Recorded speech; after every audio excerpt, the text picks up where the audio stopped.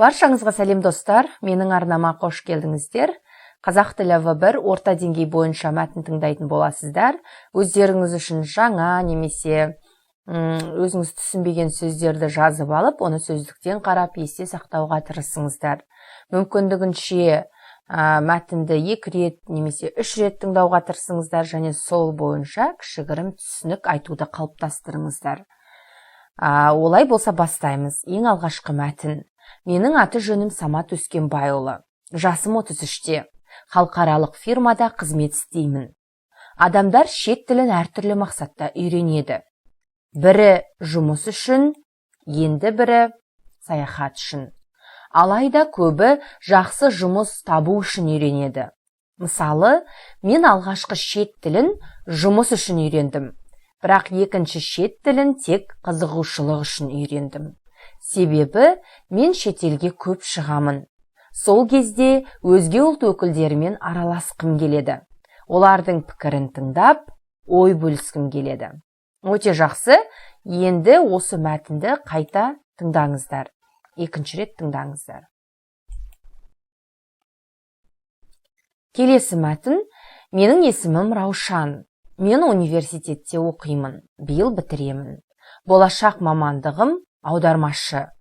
Бұл мамандықты таңдауға тіл білсең жерде қалмайсың деген ұстаным себеп болды.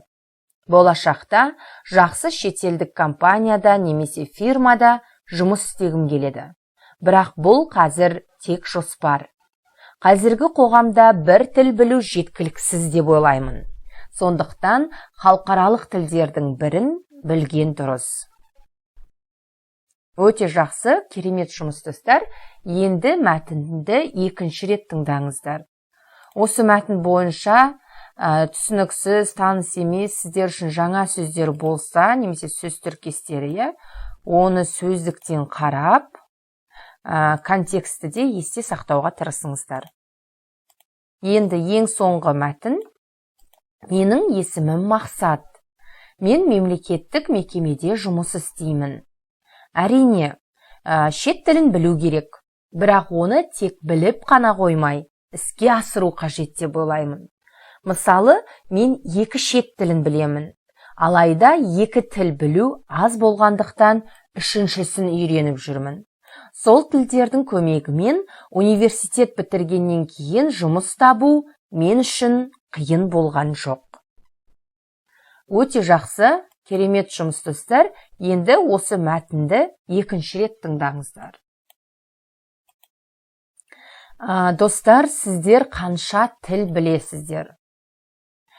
Қанша тіл білесіздер, сол туралы жауаптарыңызды жаза отырыңыздар. Пікір қалдырыңыздар, пікірлеріңіз мен үшін өте маңызды. Сау болыңыздар.